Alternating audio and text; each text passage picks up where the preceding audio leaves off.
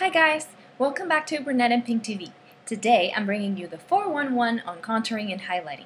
As you know, I use these two techniques in some of my previous videos, but I always feel like I'm in a rush to try to fit a video in 10 minutes or less, and I never feel like I have enough time to actually go through the contouring and the highlighting part of it. So I figure what a better way to do it than dedicate a video specifically to contouring and highlighting.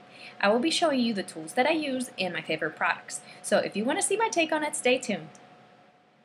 So for the contouring, what are the products that you need? You're going to need an angle brush and a matte bronzer.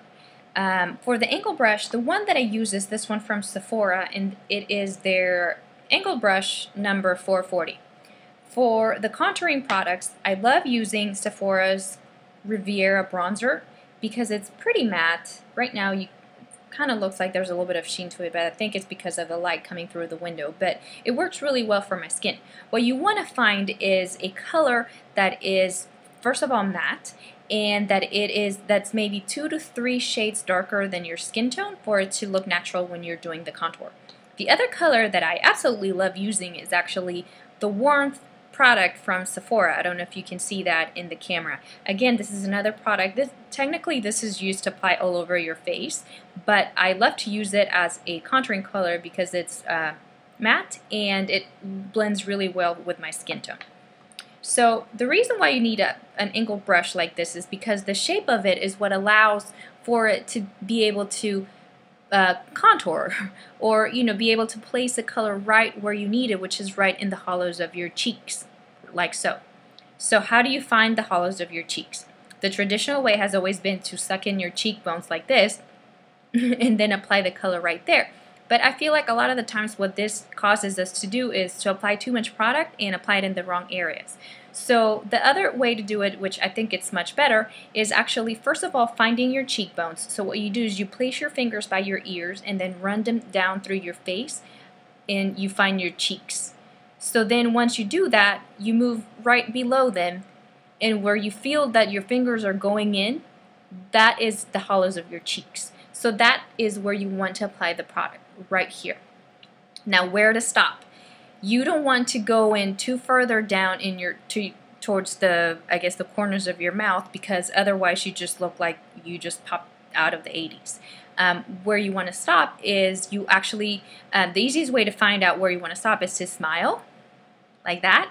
And then right there where you see the apples of your cheeks, like that, that is where you want to stop the contouring. So right there, that is where you want to apply the color. So the other thing that you want to consider when using an angle brush, this one is I think this is a normal size, but depending on how big or small your face is, you might want to go with a larger or a smaller angle brush so that it works with your bone structure and with the shape of your face. So here we go. So we just take a little bit of the color. In this case, I'm going to be using the Warmth color, and then tap off any excess. And then again, find the hollows of my cheeks. So I found them right there. And then apply the color like that. Try to move my hair back a little bit. So that's pretty much it for the contouring. I don't know if you can see that. Maybe I'm going to apply a little bit more just so that you can see with the camera. Of course, you don't really want to go that dark, but for the purpose of being able to see it, you just apply it right there. So stop right there, and then you want to blend it. And I usually blend it upwards like so that it doesn't look like I just have a streak of color. And the idea is that when you contour and you look forward, you don't really want to see the color coming all the way here. You want to see, like, if you have a nice shadow and it gives you that illusion of lifted cheekbones. So I think you can tell. I don't have anything on this cheek, but I do have some color here. And I'm sorry that I'm looking down, but it's the way that I can see whether I'm applying the product in the right place. Like that.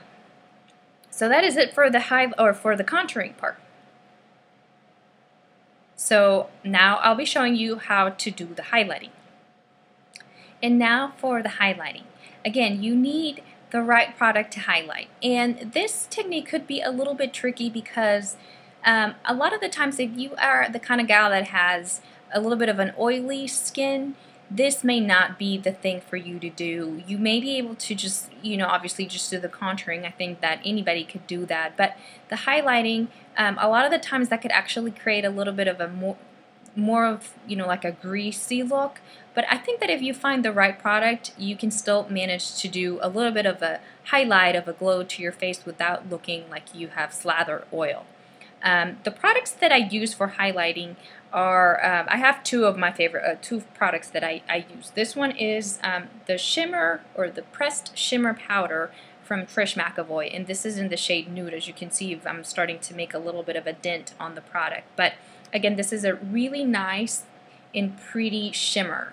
I'm not meaning to flip you off, but it's really nice. It's really silky, and it's not chunky, which is one of the reasons why I love it. My other favorite product is this one from Bare Minerals, and this one is their Pure Radiance color. And again, this is one that you just apply usually all over your face as well for another, for more glow, but I find this one works really well as a highlighter. You can also use a kind of like a shimmery eyeshadow, and that would also help, or that would also give you a little bit of a glow to your cheekbones. And I usually like to apply it right here. And then another area that sometimes I apply it, although not very often, is right here on your cheekbone, or on your cheeks. That JLo glow, if you've seen the pictures from her, she usually has a glow right here, which it just makes your face, your cheeks pop, and it just makes you look really happy and cheery. As far as the brush that you need, I usually use this one, which is one of the Bare Mineral brushes. This is one that came with a kit with a whole bunch of blushes, and the reason why I like it is because it's pretty small and it helps me just basically target that area, and it's really good for blending as well. I know a lot of people also like to use those fan brushes. I don't have one, but that's also a really good brush to use, because the fan shape, which is the brush kind of opens up like this, the way that you apply the highlighter like that with the brush, it diffuses the product, and it helps it blend with the rest of your makeup, and again, you don't look like you have like a streak of just a shimmer powder. So what I do usually, I'm going to use the Bare Minerals one. I just, again, tap a little bit on my brush and then tap off any excess. And then to highlight your cheekbones, you just smile like that, no blush, and you just apply it right there, like so. And as you can see, I'm sorry, I'm looking down, but it's the only way that I can see if I'm applying the product right. So I don't know if you can see, it's really subtle, but that's one of the reasons why I like it. Then the other way that you can apply a shimmer is on this part of your cheekbones, like on the high part of your cheeks. And I like to do it when I usually do the contour, and then a little bit of a blush, and then finish it off with a little bit of highlight. So again, I'll just take a little bit of that color, tap off any excess, and just apply it right here. And I really don't want to go in too much into the face, because I don't want it to have, I don't want it to have the shimmer right here. I want it to focus more on the high parts of my cheeks, which again, the way that you would have the light hit your face, it just kind of, it pops your face up, and your cheeks look perky, and you look really happy. So that's it for the highlighting part right there.